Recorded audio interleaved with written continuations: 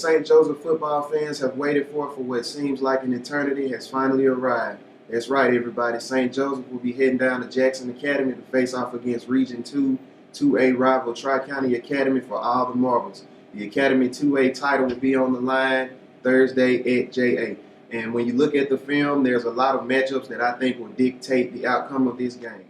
If Tri-County Academy hopes to secure its 5th state title in its 3rd straight trip to the Academy 2A title game, the key for them will be a stout run game. So on the flip side, that means St. Joseph defensive front will have to do pretty much most of what it did the last time these two teams faced off. Tri-County Academy was able to find a few creases here and there, but for the most part, St. Joseph kept them in check. So that means it will fall on Jacory Williams, Jacob Nelson, Darius Moulton especially. He's one guy that head coach John Baker said will definitely have to step up because Tri-County likes to run a lot of traps and things of that sort. So Darius Moulton will definitely have to have a big game. On the other side of the ball, the St. Joseph offense has to feel really, really good going into this game just because Tri-County couldn't do anything with them the last time they played. St. Joe had his highest offensive output against this team that they're playing for the state title game. They put up 600 yards against this team and 42 points in a 42-7 win. Of course, it did start off kind of slow. St. Joe only put up 14 points in the first half, but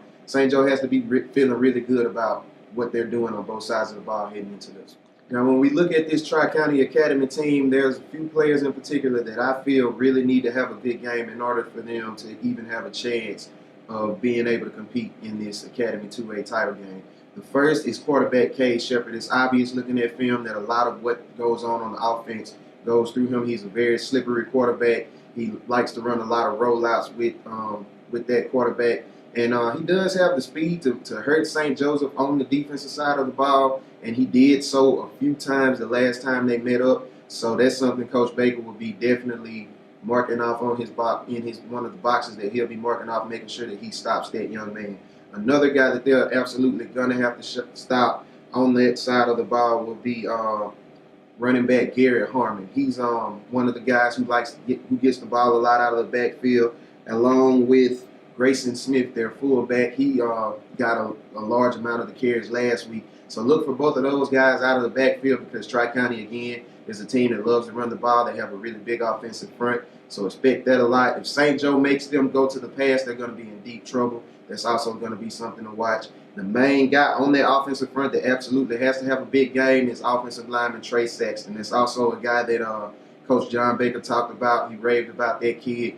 So I expect to see one of St. Joseph's best defensive linemen lined up against him most of the night. Flipping to St. Joe, of course, we know who the guys are going to be for them. It all starts with Bryce Johnson. He's the lifeblood of that offense, an offense that has pretty much had its way with every opponent they've faced this postseason. The low that they put up in the postseason was 33.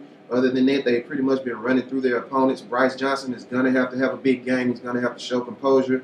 He's going to have to get the ball to Jonathan Jordan, his brother Dylan Johnson, Trey Adams, Reggie Cotton. He's going to have to find those guys up in space because I don't think that the Tri-County secondary has the speed or the agility to keep up with them.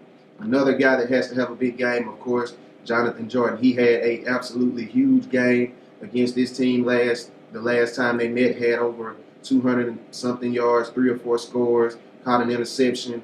He's done this pretty much the same the whole postseason. Expect him to have a big game. As long as he gets the ball, he's going to have a big game.